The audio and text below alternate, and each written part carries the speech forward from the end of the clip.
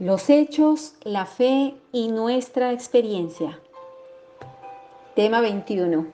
Vivir por fe y el recorrido necesario para tomar posesión de una verdad.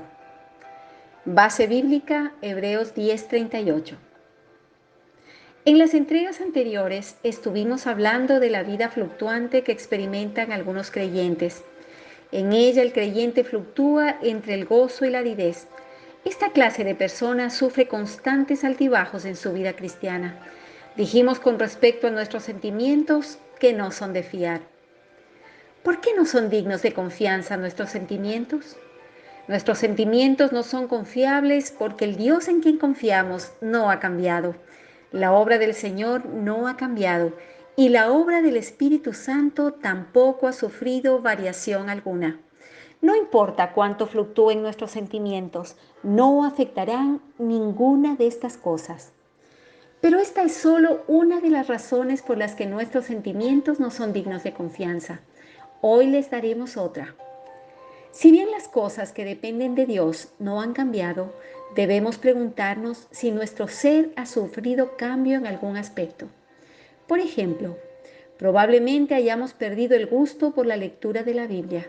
Quizás hayamos dejado de orar intensamente o tal vez sintamos que nuestra obra carece de poder. Ya no nos sentimos como antes y pensamos que quizás hayamos caído o fracasado en algo. Pero la pregunta es la siguiente: ¿cuál es nuestra motivación? Si nuestra motivación ha cambiado, no tenemos nada que decir al respecto, pues en realidad habremos fracasado. Pero si nuestra motivación no ha sufrido variación alguna, no hemos caído. Si nuestro corazón sigue siendo recto, entonces lo que tenemos que hacer es vivir por fe. No debemos preocuparnos por nuestros sentimientos.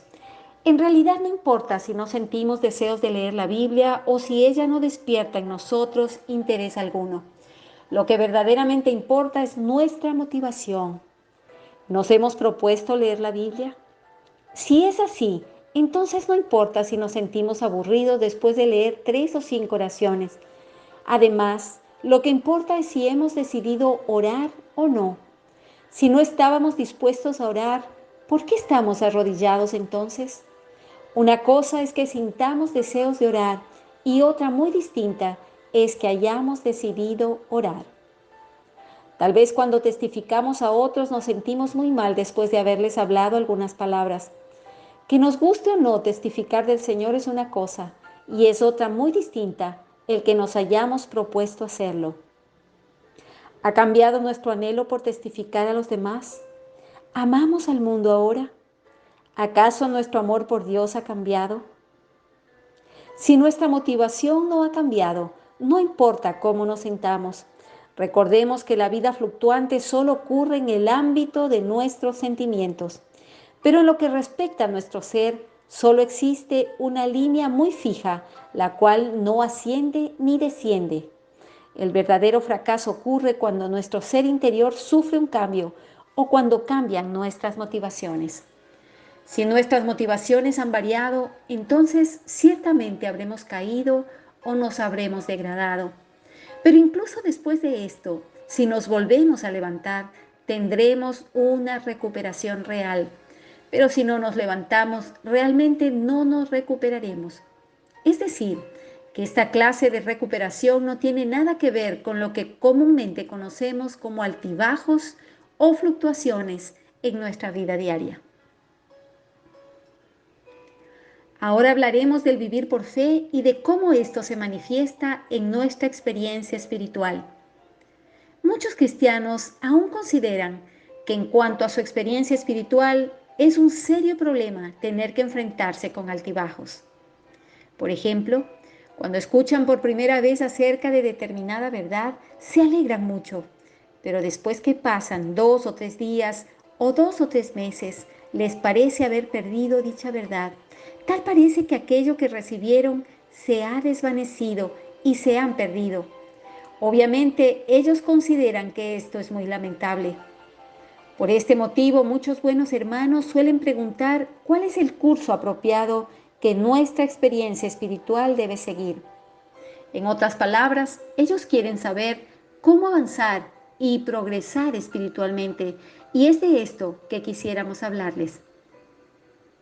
Supongamos que un creyente primero escucha acerca de cierta verdad, como por ejemplo acerca de cómo superar nuestro mal carácter o impulsividad, o si no, la verdad revelada en Romanos 6:6 acerca de la crucifixión del viejo hombre mediante la muerte del Señor, la cual anula el cuerpo de pecado para que ya no seamos más esclavos de él.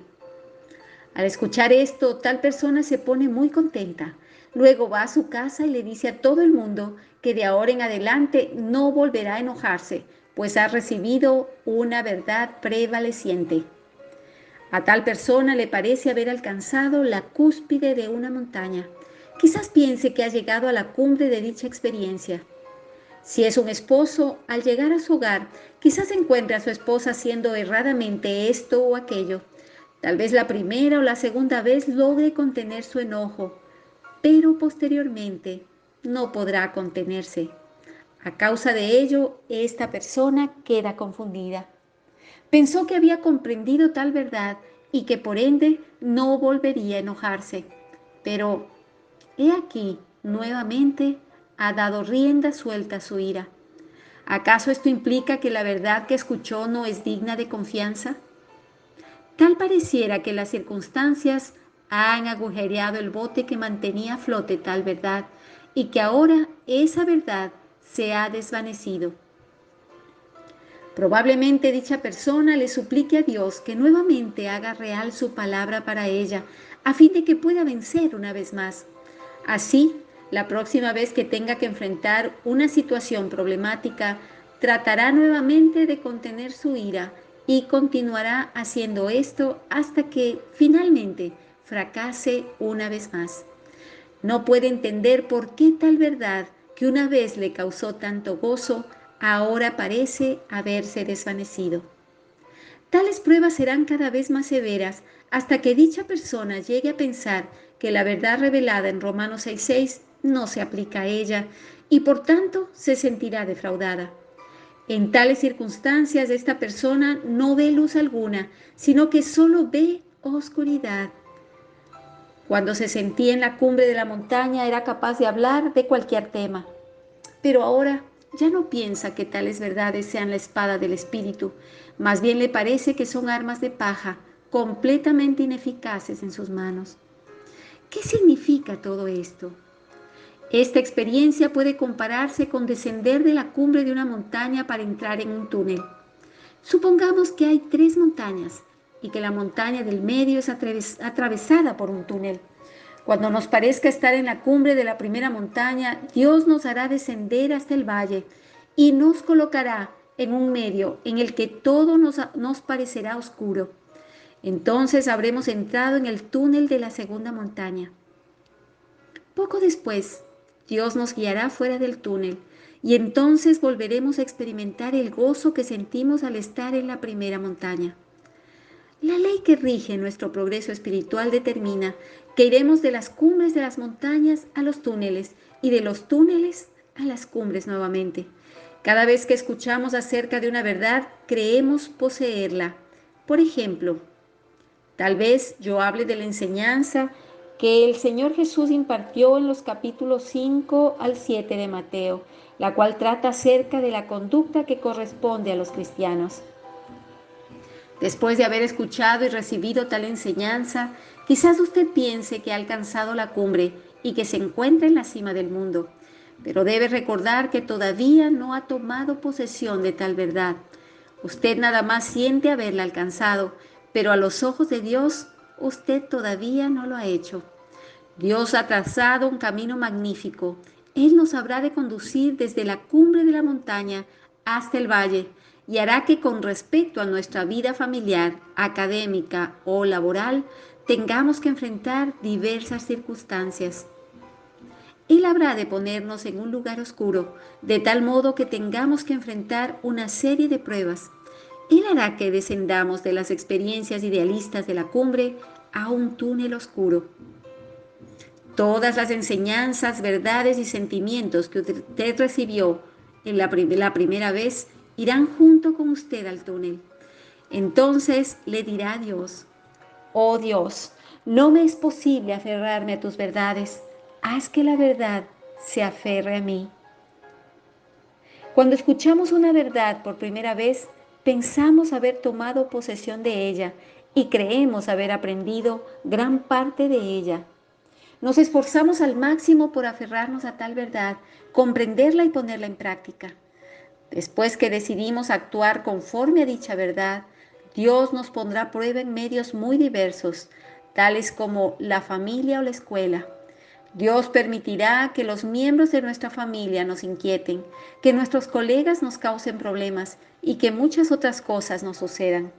Entonces veremos cómo aquella verdad de la que una vez nos aferramos ahora se ha vuelto como la paja y parece haber sido llevada por el viento. Sentiremos que nuestras armas nos han sido confiscadas y que todo se ha perdido. Llegaremos a pensar que Romanos 6:6 no puede aplicarse a nosotros y que lentamente hemos dejado de asirnos a tal verdad. Finalmente, nos rendiremos por completo. Esto le dará a Dios la oportunidad de asirnos con su verdad. Mientras experimentamos tales pruebas, tal vez pensemos que todo está perdido. Después de 1 o 2 días, 1 o 2 meses o incluso 1 o 2 años, habremos olvidado completamente dicha verdad y no estaremos asidos de ella. Entonces, Dios nos recordará aquella verdad que escuchamos una vez, esa verdad que en un tiempo nos llenó de emoción, haciéndonos sentir en la cumbre de la montaña. Entonces, una voz nos dirá, ¿acaso no dice Romanos 6:6 que nuestro viejo hombre fue crucificado juntamente con Cristo para que el cuerpo de pecado sea anulado, a fin de que no sirvamos más al pecado como esclavos? Para entonces Dios ya nos habrá conducido a un punto en el que podemos depositar nuestra fe en dicha verdad. Al comienzo quizás nos preguntemos, ¿será esto real? Tal vez no lo he comprendido todavía. Ya no nos atrevemos a ser tan osados como la primera vez y procuraremos actuar con calma, como si nada hubiera sucedido. Pero en nuestro ser surgirá nuevamente este versículo para recordarnos tal realidad. Entonces, poco a poco, Dios nos recordará que se trata de su palabra. Entonces nosotros responderemos, si bien yo fracaso, la palabra de Dios permanece firme. Finalmente descubriremos que sí podemos creer en ello. Habremos salido del túnel que atraviesa la segunda montaña y arribado a la cumbre de la tercera. Esta experiencia no producirá los mismos sentimientos que tuvimos en la primera cumbre. Sin la experiencia del túnel no habríamos podido alcanzar la experiencia de la tercera cumbre. Las tinieblas quedaron atrás, pero las dificultades y pruebas subsisten. No obstante, hemos vencido. La verdad de la que tomamos posesión esta vez realmente es nuestra. Cuando estábamos en la primera cumbre, aquella verdad que recibimos existía solamente en el ámbito de nuestros sentimientos. Por ello, Dios tiene que despojarnos de la confianza propia que nos embargaba en la primera cumbre. Así, Él nos está liberando de llevar una vida inmersa en nuestros sentimientos para introducirnos en el ámbito de vivir por la fe.